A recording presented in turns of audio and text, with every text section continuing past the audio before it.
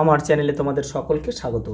আজ আমরা ক্লাস 6-এর রায় ও মার্টিন প্রশ্নবিচিত্রা থেকে ইতিহাসের দ্বিতীয় পর্যায়ক্রমিক মূল্যায়নের শেষ তথা 7 নম্বর স্কুল সলভ করব।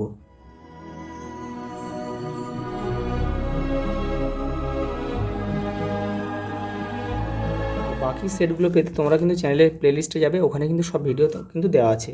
একটা প্লেলিস্টের মধ্যেই সবগুলো দেওয়া আছে, দেখে নেবে একটু। দেখো, সংহিতা কথার অর্থ হচ্ছে সংকলন করা। পরেটা দেখো, বৈদিক যুগের সমাজ ছিল পিতৃতান্ত্রিক।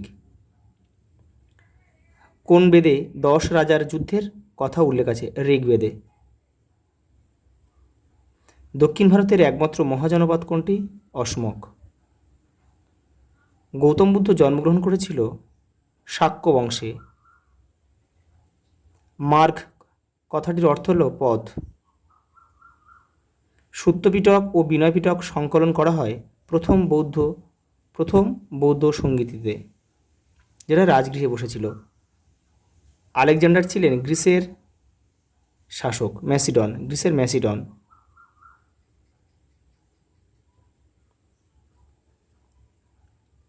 মেগাস্থেনিসের লেখা বইটি হলো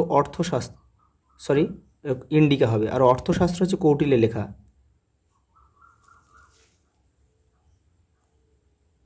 পরে দেখো, আর এখানে একটা বই রয়েছে, দেখো পবনদূত, এটা ধৈর্যের লেখা। দেখো, কনিষ্কের রাজধানী ছিল পুরুষপুর বা পেশোয়া। দেখো পরেটা দেখো, ত্রিপিটক কোন ভাষায় লেখা? ত্রিপিটক হচ্ছে পালি ভাষায় লেখা। দেখো, মেগালিথ কি? বড়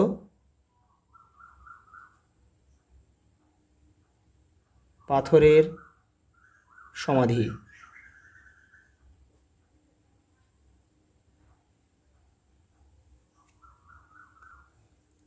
হাতিগুম্ফা শিলালেখ থেকে কোন রাজার কথা জানা যায়? কলিঙ্গরাজ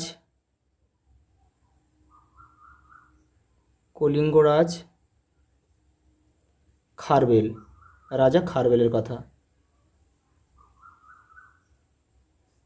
পরের প্রশ্ন দেখো, সোয়ান জাংয়ের লেখা গ্রন্থটির নাম কি? ইউ কি?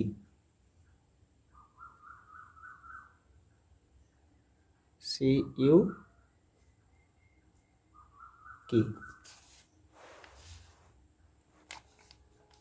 সত্য বা মিথ্যা নির্ণয় করো। দেখো, কনিষ্ক শিলাদিত্য উপাধি নিয়েছিলেন, এটা কিন্তু মিথ্যা। দেখো, শিলাদিত্য উপাধি কে নিয়েছিল? এই শিলাদিত্য উপাধি নিয়েছিল কিন্তু হর্ষবর্ধন, এরা হর্ষবর্ধন নিয়েছিল।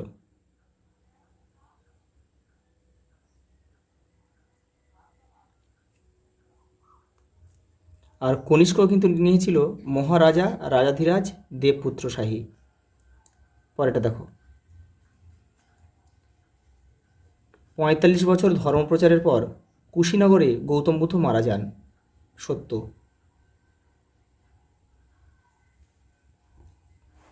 পরেটা দেখো, আর্য হলো একটি জাতিগত শব্দ। মিথ্যা। এটা হবে ভাষাগত ধারণা।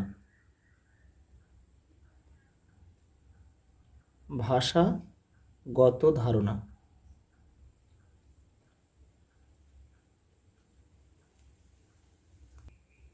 পরের প্রশ্ন দেখো, জাদুমন্ত্রের সংকলন অথর্ববেদে রয়েছে।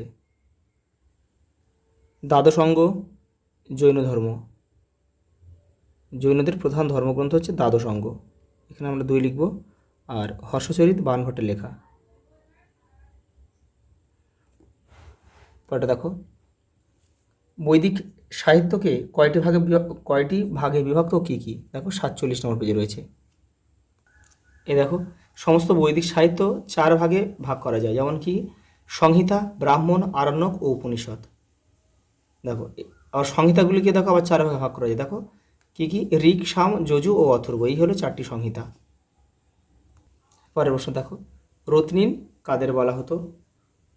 দেখো 53 পেজে দেখো, এই যে বৈদিক যুগে শাসনের কাজে সাহায্য করতেন যারা, তাদের রত্নিন বলা হতো।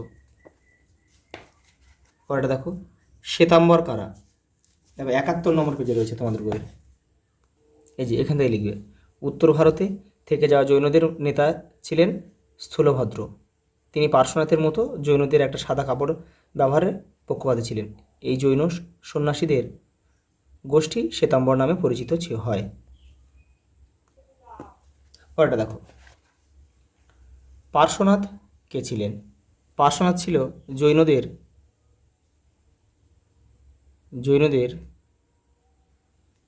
23তম তীর্থাঙ্কর।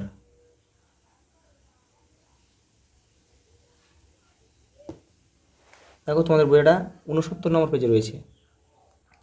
এই দেখো, জৈন ধর্ম অনুযায়ী মোট 24 জন তীর্থঙ্কর ছিলেন। তাদের মধ্যে শেষ দুজন ছিল পার্শ্বনাথ ও বর্ধমান মহাবীর। পার্শ্বনাথ ছিলেন কাশী রাজপুত্র। এখানে একটু লিখে নেবে তোমরা, তীর্থঙ্কর এবং কাশী রাজপুত্র। পরেরটা দেখো, কুষাণকারা 87 নম্বর পেজ। দেখো এই দেখো কুষাণকারা, এইখান থেকে তোমাদের লিখতে হবে। দেখো ইউচি নামে এক সবচেয়ে বড় গোষ্ঠীর সবচেয়ে বড় দেখো গুরুত্বপূর্ণ শাখা ছিল, কিন্তু এখান থেকে পুরোটা লিখবে কিন্তু এই পর্যন্ত। পরের প্রশ্ন দেখো, ক্ষত্রপ কাদের বলা হতো? 90 পেজ দেখো, এই যে এখানে লিখবে যে মৌর্য শাসন ব্যবস্থার সুবিধের জন্য সাম্রাজ্যকে ভাগ করা হতো কতগুলি প্রদেশে। সেই প্রদেশের শাসককে বলা হতো ক্ষত্রপ। পরের প্রশ্ন দেখো, টিকা লেখো চতুরাশ্রম প্রথা। এই দেখো 56 নম্বর পেজে রয়েছে চতুরাশ্রম প্রথা, এখান থেকে তোমরা করবে। এই পরেরটা দেখো, বৈদিক যুগের পড়াশোনায় গুরু ও শিষ্যের সম্পর্ক কেমন ছিল? দেখো 57 নম্বর পেজে রয়েছে। দেখো এই যে গুরু, দেখো শিক্ষা ব্যবস্থার প্রধান ছিলেন গুরু। এখান থেকে তোমরা পুরোটা লিখবে এই পর্যন্ত। পরের প্রশ্ন দেখো, চতুর্জাম ও পঞ্চম মহাব্রত কি? দেখো 70 নম্বর পেজে রয়েছে তোমাদের বইয়ের। এই দেখো চতুর্জাম ও পঞ্চম মহাব্রত, এই যে এটা কিন্তু পুরোটা লিখতে হবে। পরেরটা দেখো কী দিয়েছে এবারে, ষোড়শ মহাজনপদ সম্পর্কে সংক্ষেপে আলোচনা করো। এটা তোমাদের বইয়ের 64 নম্বর পেজে রয়েছে। দেখো এই ষোড়শ মহাজনপদ।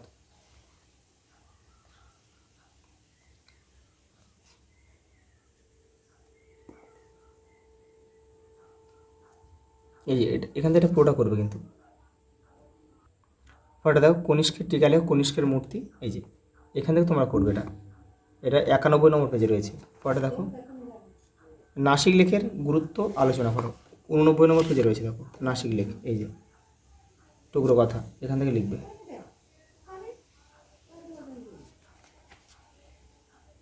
পরেটা দেখো ত্রিপিটক টিকা লেখো 73 পেজে রয়েছে তোমাদের বইয়ের।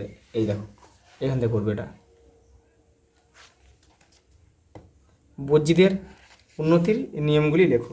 তোমাদের দেখো 68 নম্বর পেজে এটা রয়েছে। দেখো এই যে বজ্জিদের উন্নতির কারণ, 7টা নিয়ম। এই 7টা নিয়ম কিন্তু লিখতে হবে 6 পর্যন্ত। তারপরে দেখো অশোকের ধর্ম আচ্ছা 85 নম্বর পেজে আছে তোমাদের বই। দেখো এই যে অশোকের ধর্ম। লাস্ট প্রশ্ন দেখো, মেগালিথ কেন্দ্র ইনামগাঁওয়ের বৈশিষ্ট্যগুলি উল্লেখ করো। 62 নম্বর পেজে রয়েছে। এই দেখো এখান থেকে তোমরা করবে, এখানে অনেকগুলো বৈশিষ্ট্য রয়েছে, এখানে করবে। আজ এই পর্যন্ত, দেখা হবে পরের ভিডিওতে।